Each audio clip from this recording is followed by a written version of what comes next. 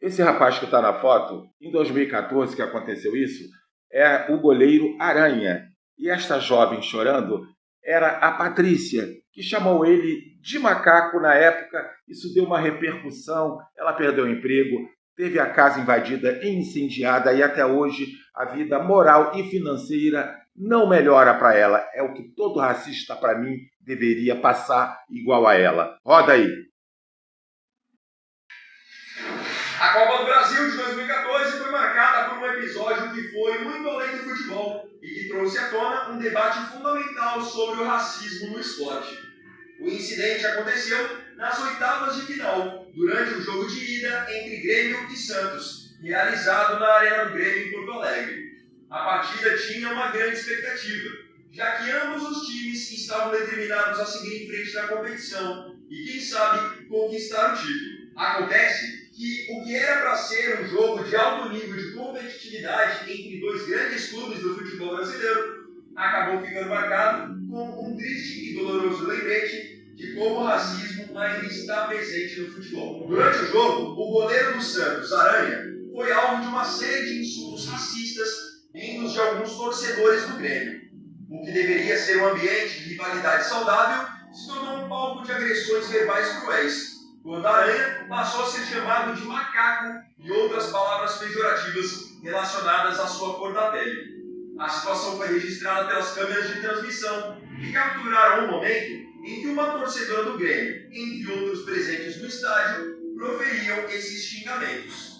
A reação do goleiro foi imediata. Ele, indignado e profundamente chocado com o que estavam falando sobre ele, praticamente paralisou o jogo e foi falar com o árbitro o que estava acontecendo. O Santos venceu aquele jogo na Arena do Grêmio por 2-0 e claro que depois do apito final, todos só queriam saber de uma coisa: o que o Aranha tinha a dizer sobre aquela situação. Saquem só o que o Aranha falou na época. Na outra vez, a gente veio jogar a Copa do Brasil. Estava passando no telão uma campanha contra o racismo. Isso não é à toa. Houve vários gritos de macaco, preto fedido. No começo do jogo já ouvi alguns insultos, mas tentei me concentrar. Só que chegou um momento em que a coisa se tornou absurda. Quando fui cobrar um tiro de meta, vi claramente algumas pessoas me chamando de macaco e imitando gestos. Eu sei que nem toda a torcida do Grêmio pensa assim, mas essas pessoas que fizeram isso precisam ser identificadas e punidas. É algo que acontece no futebol e na sociedade o tempo todo, e não podemos mais tolerar. A declaração do goleiro Aranha não só trouxe à tona o que aconteceu naquela noite, mas também revelou um problema muito mais profundo, enraizado tanto no futebol quanto na sociedade como um todo. Aquela situação gerou uma repercussão muito grande nas redes sociais e na mídia tradicional. Até porque, além de ser um crime, a imagem da menina gritando macaco acabou sendo muito marcante, muito forte. Em questão de horas, a identidade da mulher foi revelada e com isso, sua vida virou de cabeça para baixo.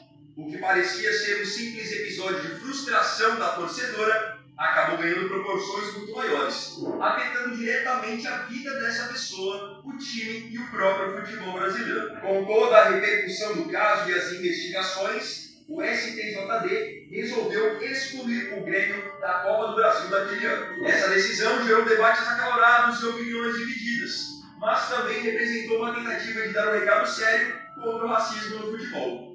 Era uma forma de mostrar que não se poderia mais tolerar esses comportamentos nas arquibancadas. Esse episódio se tornou um marco importante. Foi o primeiro caso de racismo do futebol brasileiro que realmente teve uma repercussão mundial. A partir daquele momento, clubes e federações passaram a incentivar cada vez mais campanhas contra o racismo. Mas sabemos muito bem que até hoje, muita coisa ainda não mudou. Mas afinal de contas, quem era aquela menina que xingou o goleiro Aranha, que foi o símbolo do caso, e o que aconteceu com a vida dela depois de tudo isso? Patrícia Moreira tinha 23 anos na época e trabalhava como auxiliar de saúde bucal. Ela mesma se considerava uma pessoa de origem bastante humilde. Após ficar conhecida no Brasil todo, com a repercussão dos vídeos, sua vida mudou drasticamente. Seus dados pessoais foram expostos na internet e ela perdeu o emprego que tinha na área da odontologia. Além disso, a revolta popular cresceu de maneira descontrolada, atingindo níveis extremos. Sua casa foi atacada por manifestantes furiosos, que apenas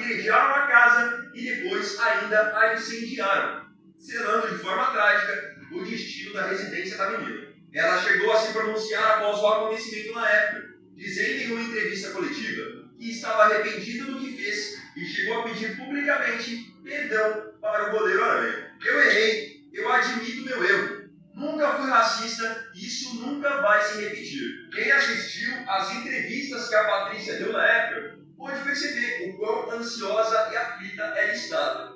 Afinal, não é nada fácil também, de uma hora para outra, sua vida virar de cabeça para baixo e você perder o emprego, ver sua casa ser incendiada e ser ameaçada pelo Brasil inteiro praticamente. Mas a grande verdade é que a Patrícia, no fim das contas, só pediu perdão e se arrependeu porque ela foi flagrada pela transmissão e foi exposta. Caso contrário, se naquele dia a transmissão não pega ela chamando o Aranha de macaco, ela ia, depois do jogo, seguir a vida dela normalmente, como se nada tivesse acontecido. Em uma das entrevistas que ela deu por aí, ela chegou a dizer que queria se encontrar com o goleiro Aranha. Ela disse que queria muito poder dar um abraço nele, como se isso fosse o suficiente para mostrar que se sentia arrependida pelo que tinha feito. Na cabeça dela, esse gesto simples, esse abraço, seria o que faria ela se sentir em paz, como se tudo estivesse resolvido e pudesse seguir em frente. Após a sua fala, o goleiro Aranha até aceitou as desculpas da jovem, mas de forma alguma quis se encontrar com ela, e sim queria que a justiça fosse feita pelo crime que ela cometeu. Acontece que, apesar do crime ter ficado conhecido no Brasil inteiro, ela nunca foi presa e nunca teve que pagar nenhuma multa também. Para falar de maneira mais resumida, ela fez um acordo com a justiça brasileira, onde ela precisaria comparecer às autoridades de Porto Alegre durante 6 meses, 1 hora antes de qualquer partida do Grêmio. Após o caso ter sido encerrado, a Patrícia, a princípio, continuou morando em Porto Alegre e até conseguiu encontrar um novo emprego. Mas não demorou para que ela voltasse a uma nova polêmica. Ela voltou a sofrer com críticas nas redes sociais e ameaças após aparecer numa foto ao lado do D'Alessandro, aquele mesmo, o ex-meia argentino do Internacional. Na legenda, ela até disse que o argentino havia a reconhecido e tirou uma foto sorrindo ao lado dele. Depois de ver que não seria uma boa mais ter aparições na mídia, ela mudou totalmente de aparência e assumiu quase que uma nova personalidade. Tentando recomeçar, ela mudou de cidade e hoje vive uma vida bem distante das redes sociais, de forma bem discreta, justamente para evitar que o caso voltasse à tona e também para que as pessoas não a reconheçam, temendo passar por novas represálias e perseguições. A própria advogada da Patrícia revelou que até os dias de hoje ela passa por acompanhamento psiquiátrico, por ser uma pessoa considerada depressiva. Em 2023, eu fiz uma matéria relembrando esse caso da Patrícia Moreira, que chamou o goleiro Aranha de macaco. Trazendo o caso de volta à mídia, ele rapidamente teve 15 milhões de visualizações em diversas redes sociais. E através dos comentários, foi possível ver que muitos ainda não perdoaram o que a Patrícia fez não. E outros até ficaram bem satisfeitos de ver que a vida dela tomou um rumo bem ruim. O caso de Patrícia Moreira é um claro exemplo de que o futebol e o racismo não podem andar juntos. Os xingamentos feitos ao goleiro Aranha já tem mais de 10 anos. E desde então, a vida dela nunca mais foi a mesma. E provavelmente nunca mais voltará a ser. A marca que ela deixou em Aranha foi profunda. E agora ela precisará conviver para sempre com um erro que sempre será lembrado e repudiado pela mídia e pelos torcedores.